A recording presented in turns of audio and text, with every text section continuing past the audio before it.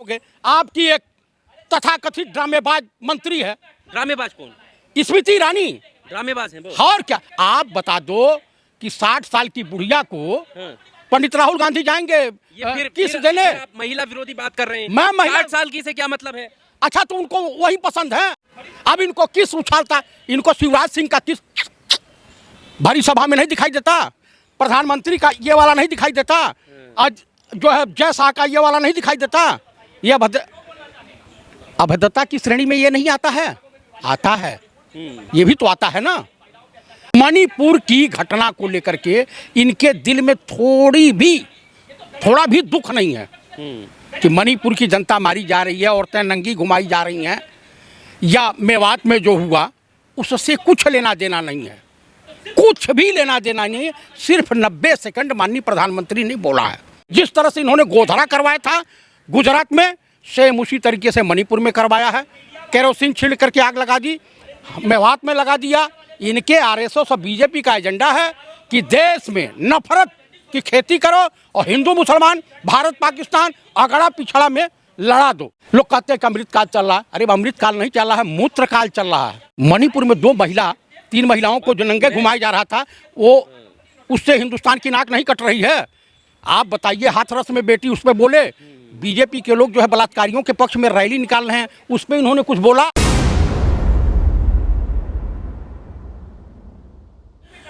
लोकसभा की कार्रवाई के बीच जो कुछ भी हुआ वो एक चर्चा का विषय बना हुआ है। गंभीर मुद्दों के बीच में हंसी मजाक भी होता हुआ दिखाई दिया और उसके बाद में अंत में राहुल गांधी पर गंभीर आरोप लगे कि उन्होंने फ्लाइंग किस दिया है। लेकिन इसकी हकीकत क्या है ये एक अलग विषय है, इस पर हम बात करेंगे। और क्या संवेदनशीलता रही है इस पूरी कार्रवाई के बीच में, वो उस पर बात करना बेहद ज़रूरी है। किस तरह से देखते हैं जो कुछ भी हुआ और कितने संवेदनशील मुद्दे थे और उनको लेकर जो चर्चा रही, उस पर आपका क्या कहना है? ये कहावत है, रहीम कबीर ने लिखा है कि रहीमन धागा प्रेम का मत तोड़ो चटकाए, तोड़े से फिर ना जुड़े, जुड़े गांठ पड़ जाए। बीजेपी के माननीय प्रधानमंत्री जो अविश्वास प्रस्ताव पे बोलना चाहिए था, जो अविश्वास प्रस्ताव लाया गया था मणिपुर को लेकर के, उससे ध्यान भटकाने के लिए ये हमेशा चुनावी मोड में रहते हैं। मणिपुर की घटना को लेकर के इनके दिल में थोड़ा भी दुख नहीं है कि मणिपुर की जनता मारी जा रही है, औरतें नंगी घुमाई जा रही हैं, या मेवात में जो हुआ उससे कुछ लेना देना नहीं है, कुछ भी लेना देना नहीं है। सिर्फ 90 सेकंड माननीय प्रधानमंत्री ने बोला है। मनो इनके क्रियाकलापों से आज ही जाकर के विपक्ष ने वॉकआउट किया है। पंडित राहुल गांधी ने जो भी कुछ कहा है आज पार्लियामेंट में, आज प्रेस कॉन्फ्रेंस में इन्होंने संबोधित किया है कि ये सिर्फ जुमलेबाजी, बकैती और इनका वसूल है कि सबसे मजबूत मेरा झूठ। ये जो है सपने में भी सच से नफरत करते हैं। अभी एक अध्यादेश ला रहे हैं राज्यसभा में कि जो चीफ इलेक्शन कमिश्नर की नियुक्ति होती है, जो कमेटी बनी है जिसमें सीजीआई और नेता विरोधी दल और पीएम, लेकिन एक ईमानदार जज से भयभीत हो गए हैं। ये चाहते हैं कि हम आने वाले लोकसभा चुनाव में ईवीएम में और चुनाव आयोग की मिलीभगत से देशवासियों को उल्लू बनाते हुए हम चुनाव जीत जाएं। जिस तरह से इन्होंने गोधरा करवाया था गुजरात में, सेम उसी तरीके से मणिपुर में करवाया है। केरोसिन छिड़ करके आग लगा दी, मेवात में लगा दिया। इनके आरएसएस और बीजेपी का एजेंडा है कि देश में नफरत की खेती करो और हिंदू मुसलमान, भारत पाकिस्तान, अगड़ा पिछड़ा में लड़ा दो। वो कह रहे हैं कि सच सुनने की क्षमता नहीं है विपक्ष में जो वॉकआउट करता है। प्रधानमंत्री की स्पीच के दौरान भी बाहर निकल गए सारे विपक्षी। क्या करें, इस आदमी को सुनना क्या है, पूरा विश्व नहीं सुनना चाहता। ये आदमी झूठ, पूरा विश्व सुनना चाहता है या नहीं सुनना चाहता है?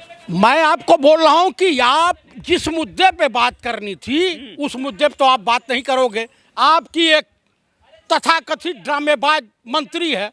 ड्रामेबाज कौन? स्मृति ईरानी। ड्रामेबाज हैं वो। और क्या, आप बता दो कि 60 साल की बुढ़िया को हाँ। पंडित राहुल गांधी जाएंगे किस देने? फिर आप महिला विरोधी बात कर रहे हैं। मैं महिला 60 साल की से क्या मतलब है? अच्छा, तो उनको वही पसंद है। हेमा मालिनी जी कही है कि मैंने नहीं देखा, और लोग कह रहे हैं कि नहीं देखा। देश की तमाम महिलाएं इसके ऊपर थूक रही हैं। आप बता दीजिए कि अगला जो है पीठ को धन्यवाद दिया और चला गया। अब इनको किस उछालता, इनको शिवराज सिंह का किस भरी सभा में नहीं दिखाई देता, प्रधानमंत्री का ये वाला नहीं दिखाई देता, आज जो है जय शाह का ये वाला नहीं दिखाई देता। ये अभद्रता की श्रेणी में ये नहीं आता है? आता है, ये भी तो आता है ना। तो ये नहीं दिखाई देगा। सदन में फ्लाइंग किस ये सब कुछ जरूरी है? एक सांसद को किसने कहा कि इन्होंने फ्लाइंग किस दिया है? वैसे स्मृति ईरानी ने अरे भाई, इन्हीं का मंत्री नारायण राणे है ना, जिस बेहूदगी और बदतमीजी से की भाषा में बात कर रहा था। इनकी एक मंत्री है, कह रही कि अरे चुप हो जाओ, बैठ जाओ, ना तुम्हारे वहाँ ईडी पहुँच जाएगी, सीबीआई पहुँच जाएगी। ये तमाम तरह के ये लोग जो घिनौनी हरकत कर रहे हैं, क्या देश की जनता देख नहीं रही है? देशवासी देख नहीं रहे हैं? देश को ये लोग शर्मसार कर रहे हैं। जितने भी इनके लोग कहते हैं कि अमृतकाल चल रहा है, अरे अमृतकाल नहीं चल रहा है, मूत्रकाल चल रहा है। मूत्रकाल से क्या मतलब है? अरे भाई, इन्हीं का जो भाजपाई कार्यकर्ता एक गरीब हिंदू के ऊपर घल घल घल घल मूत रहा था। कहीं कोई कोई हवाई जहाज में मूत रहा है महिला के ऊपर। इन्हीं के लोग तो हर जगह इन्हीं के लोग पाए जाते हैं। कहीं भी कोई घटना हो भाजपा से जोड़ दो उसे। भाई, वहाँ उसका घर गिरवाया गया था, वो यूपी सरकार तो नहीं गिरवाने गई थी कि या राजस्थान की सरकार नहीं गिरवाने गई, शिवराज सिंह की सरकार ने गिरवाया था। कौन शुक्ला था? मुतेंद्र शुक्ला। आपको चलो ठीक है, अब राहुल गांधी पर ये आरोप लगे, आप कह रहे हैं कि किसने देखा, किसी ने नहीं देखा, कुछ ऐसा नहीं है। राहुल गांधी का एक वीडियो पहले वायरल हुआ था कि वो आंख मार रहे थे। अरे तो ये बताइए कि मैं आपको डीपर मारूं, तो आपका हमारा मित्रवत संबंध है ना। हम आंख से इशारा करें, करते हैं नहीं, एक दूसरे को। और जो मुंह में डालकर सीटी बजाने वाला ये पार्लियामेंट में हुआ था, वही स्मृति ईरानी ने किया था। सीटी बजा रही थी, तो किसको सीटी बजा करके लुभाना चाह रही, आकर्षित करना चाह रही, ये भी बता दें। यह भद्रता की श्रेणी में नहीं आता है। किसी पुरुष को सीट दे करके सीटी बजाना ये नहीं आता है। अभी इतने सोशल मीडिया पे चल रहे हैं इन लोगों के जो कुकर्मों के कारनामे, जिसको देख करके हिंदुस्तान की जनता शर्मसार हो रही। मणिपुर में 3 महिलाओं को जो नंगे घुमाया जा रहा था, वो उससे हिंदुस्तान की नाक नहीं कट रही है। आप बताइए, हाथरस में बेटी उस पर बोले, बीजेपी के लोग जो है बलात्कारियों के पक्ष में रैली निकाल रहे हैं, उस पर इन्होंने कुछ बोला?